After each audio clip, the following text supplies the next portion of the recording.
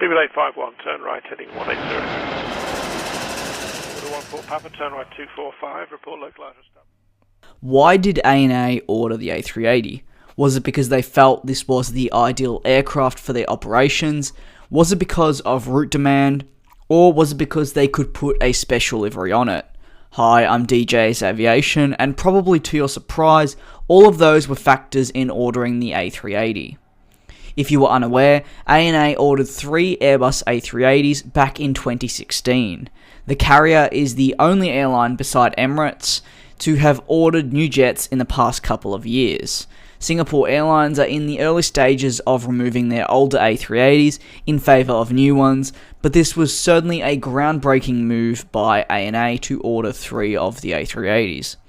The airline will become the first Japanese aircraft to fly the A380 and has confirmed an order for just 3 of them. Previously, these aircraft were allocated to Skymark Airlines in Japan, but they were unable to take delivery of these jets as the airline went bankrupt in 2014. So why did the airline order the A380 exactly? The A380s were gotten because of route demand, specifically on the Tokyo to Hawaii route. This is a huge route for the airline, as around 1.5 million Japanese travel to Hawaii annually, with airlines consistently having high load factors all year round. By adding something like an A380 to their fleet, it shows the intent of ANA that they want more of this market share. In fact, as I mentioned earlier, another key was the livery, and while it probably wasn't at the forefront of their minds, I personally like to think it was. The carrier will be implementing a special livery on their first A380. The Super Jumbo will wear a special livery featuring the Hawaiian green sea turtle, which is a symbol of good luck and prosperity in Hawaii. The design was among 2,197 submissions from around the world.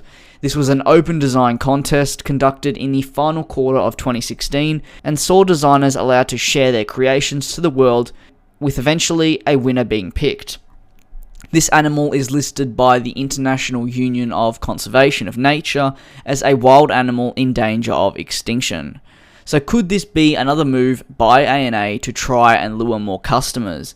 Deep down, I would have to agree. If a carrier like Singapore, with multiple services to Australia, placed a kangaroo or an indigenous artwork on their aircraft, I'd be willing to put money on more people flying the airline. As always, by respecting the cultures and or country in general, you will likely reap the benefits. ANA already at this stage offer 4 flights a day from Honolulu to Japan.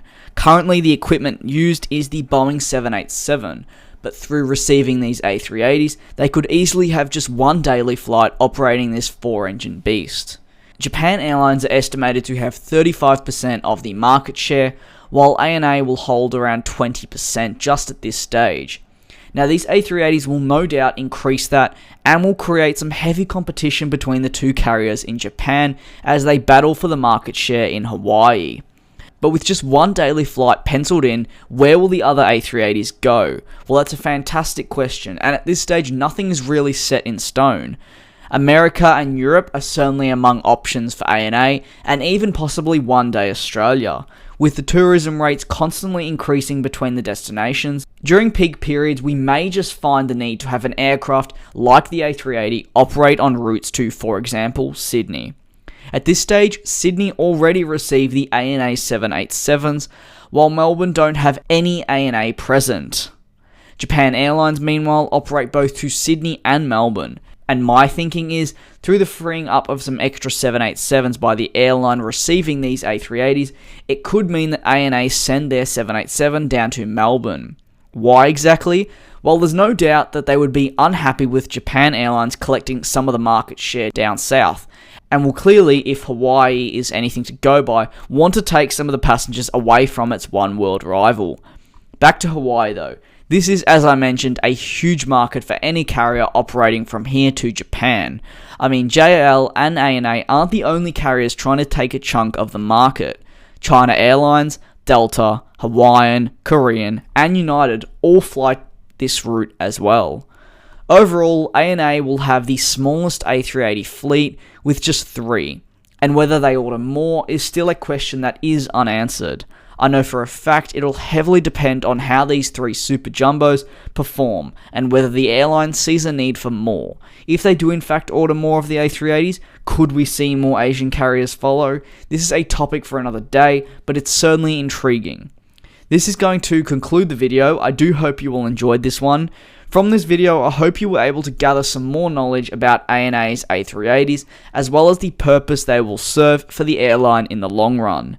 So are you excited to see the ANA A380? I know I certainly am, and cannot wait to hear how they will be configuring the cabin, as well as their seat choices. Feel free to drop all your thoughts on this video in the comment section below, and I'd like to thank you all very much for watching another one of my videos. Feel free to subscribe to the channel if you're new and leave a like on the video if you enjoyed, and I hope to see you all in the next one. Peace.